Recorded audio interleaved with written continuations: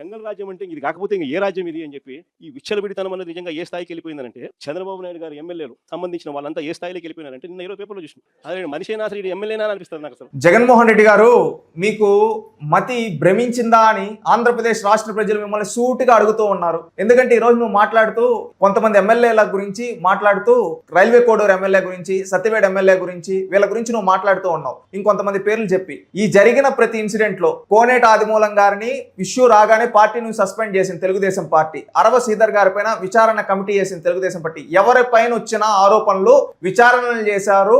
ఆ విధంగా విచారణలు చేసి ప్రభుత్వం సక్రమంగా తన బాధ్యతను తాను నిర్వర్తించింది. పార్టీ తన బాధ్యతను నిర్వర్తించింది. నీ పార్టీలో నాడు మహిళల్ని వేధించిన వాళ్ళపైన తీసుకున్న చర్యలు ఏంటి జగన్మోహన్ రెడ్డి అని సూటిగా అడుగుతూ ఉన్నాం. గోరంట్ల మాధవ్ బట్ట లోడ్ తీసి తిరిగినప్పుడు పార్లమెంట్ పదవికి ఎందుకు రాజీనామా చేయలేదు? ఆ రోజు పార్టీ నుంచి ఎందుకు సస్పెండ్ చేయలేదు? సూటిగా అడుగుతున్నాం. ఈ రోజు కూడా పార్టీలోనే పెట్టుకున్నావు కదా గోరంట్ల మాధవ్ని. అదే విధంగా అనంత బాబుని డైరెక్ట్ న్యూట్ కాల్ బయటకు వస్తే కనీసం అతన్ని శాసనసభ సభ్యత్వానికి రాజీనామా చేయలేదు. కనీసం పార్టీ నువ్వు సస్పెండ్ చేయలేదు. అది నీ చరిత్ర. అంబట్ రాంబాబుది ఏంటి? ఈ విధంగా చెప్పుకుంటూ పోతే లిస్టు చాంతాడంతుంది మీ పార్టీలో. ఇంతమంది పైన నాడు తప్పు చేస్తే కనీసం చర్యలు తీసుకొని నువ్వు ఈ రోజు తెలుగుదేశం పార్టీ జనసేన పార్టీ చర్యలు తీసుకుంటూ మాట్లాడుతున్నావంటే నీ మానసిక పరిస్థితి ఏ విధంగా ఉందని ఆంధ్రప్రదేశ్ రాష్ట్ర ప్రజలు అంటున్నారు. ఈ రోజు నువ్వు ఇంకొక మాట అంటున్నావు జంగిల్ రాజ్ అని. నిజమైన జంగిల్ రాజ్ ఆంధ్రప్రదేశ్ రాష్ట్రంలో ఎప్పుడు నిందో తెలుసా?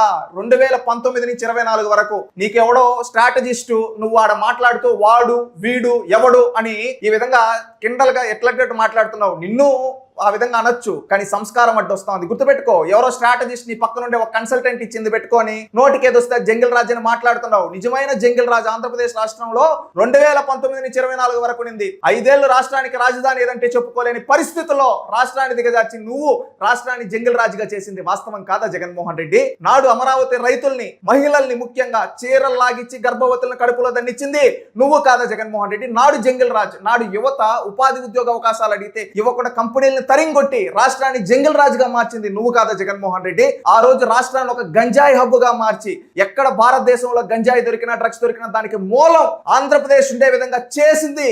ఆ రోజు రాష్ట్రాన్ని జంగిల్ రాజుగా మార్చింది నువ్వు కాదా? ఇంకొకటి నీ పార్టీ గూండాలు. ఆ రోజు ఎవరన్నా నాకు ఈ పథకం రావటం లేదే అని అంటే కొన్ని ప్రాంతాల్లో ప్రాణాలు తీసి రాష్ట్రాన్ని జంగిల్ రాజుగా మార్చింది మీరు కాదా జగన్మోహన్ రెడ్డి గారు? ఇది ఒకటా రెండా కొన్ని వందల ఇన్సిడెంట్లు నాడు మీ హయాంలో జరిగాయి. మీ హయాంలో ప్రభుత్వ ఉద్యోగుల్ని టీచర్లని వాళ్ళని బాత్రూములు కాని నిలబెట్టి ఫోటోలు తీపిచ్చి రాష్ట్రాన్ని జంగిల్ రాజుగా మార్చింది మీరు కాదా? అదే విధంగా రాష్ట్రంలో మహిళలపైన అత్యాచారాలు జరిగితే కనీసం చర్యలు తీసుకోకుండా రాష్ట్రాన్ని జంగిల్ రాజుగా మార్చింది మీరు కాదా?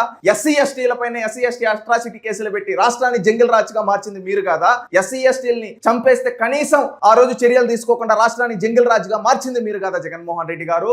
నాడు మా అక్కని వేధిస్తున్నాడు అని అమర్నాథ్ గౌడ్ అని ఒక పిల్లవాడు మాట్లాడితే అతన్ని తగలబెట్టి చంపింది మీ పార్టీ వాళ్ళు కాదా జగన్మోహన్ రెడ్డి గారు? ఆ రోజు రాష్ట్రాన్ని జంగిల్ రాజుగా మార్చలేదా జగన్మోహన్ రెడ్డి గారు? సూటిగా అడుగుతూ ఉన్నాం. రాష్ట్రం 2019 నుంచి 24 వరకు జంగిల్ రాజుగా మీ హయాంలో మారింది. మీ హయాంలో మారితే ఈ రోజు వచ్చి ఎవడో కన్సల్టెంట్ ఇచ్చింది పెట్టుకొని రాష్ట్రం జంగిల్ రాజు అని మాట్లాడుతున్నావు అంటే నువ్వు ఎంత దిగజారిపోయినావు అర్థమవుతుంది. కోడికత్తి నువ్వే పొడుచుకొని ప్రత్యర్థులపైన దోస్తావు. మీ బాబాయిని గుండెపోటు గొడ్డలిపోటు అని చెప్పి అది ఎలా మారిందో దాన్ని పక్క రోజు నారాసుర రక్త చరిత్ర అని ఈ విధంగా రాయడం అంటే నువ్వు చేసిన తప్పులన్నీ పక్కన వాళ్ళపైన దోయడానికి ఎందుకంత తాపత్రయపడతావు? బాబాయ్ హత్య అంతే, కోడికత్తి అంతే, అన్ని నీ బ్రతుకంతా అంతే నా రాష్ట్ర ప్రజలు అడుగుతున్నారు. ఈ రోజు నీ హయాంలో జంగిల్ రాజుగా ఉంటే ఈ రోజు కూటమి ప్రభుత్వం పైన దోస్తున్నావు అంటే నువ్వు ఎంత దిగజారిపోయినావో రాష్ట్రంలో ఉండే ప్రతి ఒక్కరు అడుగుతూ ఉన్నారు. ఇకనైనా బుద్ధి తెచ్చుకొని నిజాలు మాట్లాడడం నేర్చుకోండి. కన్సల్టెంట్లు ఇచ్చింది మాట్లాడారనుకోండి, కన్సల్టెంట్లు ఇచ్చింది నమ్మితే గతంలో 151 నుంచి 11 కూర్చొని పెట్టారు, రేపు 11 నుంచి గుండు సున్నాలో కూర్చొని పెడతారు. ఇకనైనా నిజాలు మాట్లాడడం నేర్చుకోండి. రాష్ట్రం జంగిల్ రాజుగా ఒక ఆటవిక రాజ్యంగా ఒక సైకో రాజ్యంగా మారిందంటే అది 2019 నుంచి 24 వరకు ఆంధ్రప్రదేశ్ రాష్ట్రం.